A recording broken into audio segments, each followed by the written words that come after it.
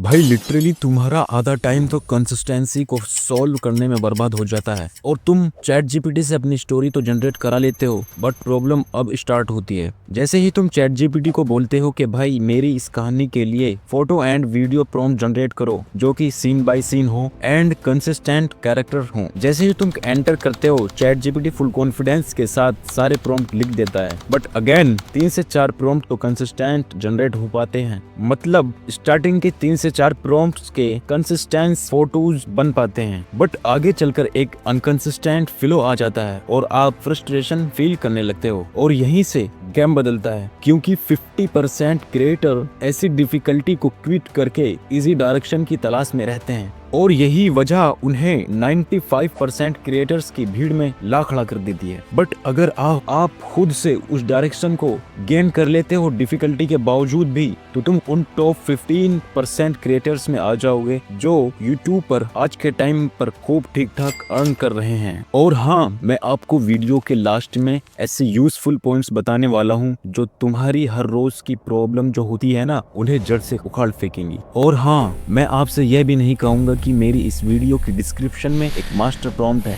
बिल्कुल नहीं। But why? हाँ, रीजन है, मैं आपको कॉपी कराना नहीं चाहता, सबका कंटेंट सेम नहीं होता, मैं आपको खुद से सिखाना चाहता हूँ। लेकिन मैं आपको मास्टर प्रॉम्प्ट भी दे दूं तब भी थोड़ी बहुत प्रॉब्लम फिर भी क्रिएट होती और तुम उस छोटी सी प्रॉब्लम को एक बड़ी प्रॉब्लम समझ बैठते हो। अब आप एआई के थ्रू किसी भी तरह का कंटेंट क्रिएट करना चाहते हो, मेरे बताए गए पॉइंट्स को फॉलो करना ही पड़ेगा। तो चलिए, पॉइंट नंबर 1, सबसे पहले आपको अपनी स्टोरी को चैट जीपीटी को दे देना है और इसके नीचे 2 से 3 लाइन का गैप करके लिखना है, मतलब चैट जीपीटी को कमांड देना है। इस कहानी के लिए प्रो लेवल पर scene by scene photo and motion prompt लिखो जो कि 3D पिक्चर स्टाइल या 3D picture style non cartoonish या 3D hyper realistic picture style या फिर हाइपर रियलिस्टिक, इनमें से तुम्हें कोई एक सिलेक्ट करना है। जिस तरह के विजुअल्स तुम अपनी कहानी में यूज करते हो और इन्हें कैसे यूज करना है। कार्टून टाइप के लिए 3D पिक्चर स्टाइल सिलेक्ट करना है और अगर थोड़ा हाई लेवल करना है, जैसे कार्टूनिश भी नहीं लगनी चाहिए और ना ही ज्यादा रियलिस्टिक, उसके लिए 3D picture style non cartoonish. और अगर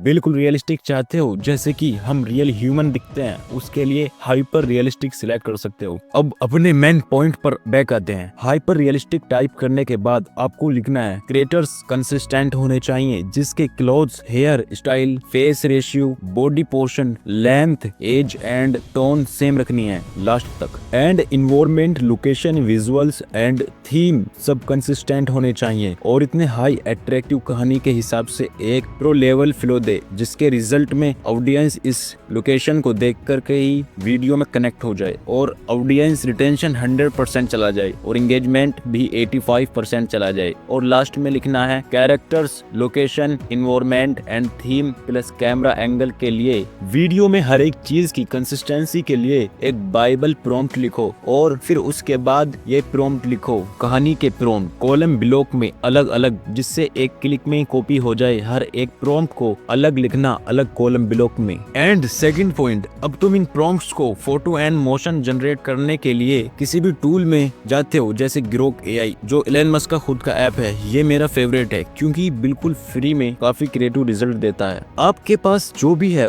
उसे बिल्कुल एक फ्रेश जीमेल से लॉगिन कर लेना है। इस चीज को बताने की जरूरत नहीं है क्योंकि आप काफी स्मार्ट हो। मैं आपसे क्यों बोल रहा हूँ, रीजन है, जब आप किसी भी टूल को बीच से यूज करना स्टार्ट कर देते हो तो उसकी भी कुछ लिमिट होती है, जो कि 15 से 20 इमेज जनरेट कर पाता है। सपोज करो कि कल तुमने उस टूल से 5 इमेज जनरेट की थी और फिर तुम आज आकर उसी से जनरेट करने लगे, मतलब तुम बीच से ही स्टार्ट करते हो, तो अगर आपके फोटो जनरेट करते टाइम लिमिट पूरी हो जाती है तो आपको उसको लॉग आउट करना ही पड़ेगा। और जब तुम नई जीमेल से लॉगिन करते हो तो वह तुम्हारा पिछला सारा डाटा भूल जाता है और तुम्हारे फोटो मिसमैच हो जाते हैं और कंसिस्टेंसी टूट जाती है। और अगर आपसे ये मिस्टेक हो भी जाए तो इसका भी सॉल्यूशन है भाई, ध्यान से सुनो। जिस प्रॉम्प्ट पर photo and motion prompt generate tool limit पूरी हो जाए तो आपको क्या करना है, सबसे पहले जिस प्रॉम्प्ट पर जनरेटर टूल की लिमिट पूरी हो गई है, उस प्रॉम्प्ट से आगे के प्रॉम्प्ट को चैट जीपीटी से कहना है कि मैं एग्जांपल एग्जाम्पल के लिए बोल रहा हूँ, 8 प्रॉम्प्ट से आगे के प्रॉम्प्ट को पिछले 7 प्रॉम्प्ट की तरह कंसिस्टेंसी के साथ लिखो डिटेल्ड में, और फिर से तुम्हें सेम रिजल्ट देखने को मिलेंगे कंसिस्टेंसी के साथ। आई होप कि आपको ये वीडियो समझ आ रहा होगा। बट यार, कामयाब आपको होना है, हर रोज अपनी कुछ नया ट्राई करना है, हर रोज इम्प्रूवमेंट लाना है और ज्यादा से ज्यादा ट्राई करते रहो अपनी फैमिली के सपनों के लिए एंड अपने सपनों के लिए। और हाँ, मैंने एक प्रॉम्प्ट अपनी वीडियो की डिस्क्रिप्शन में दे ही दिया है तुम्हारी आसानी के लिए, क्योंकि कुछ भाइयों को कंफ्यूजन हो सकती थी, तो मैंने आसान रास्ता भी बता दिया है जहां पर तुम अपनी कहानी को उस प्रॉम्प्ट में पेस्ट करके और विजुअल डिटेल चेंज करके यूज कर सकते हो।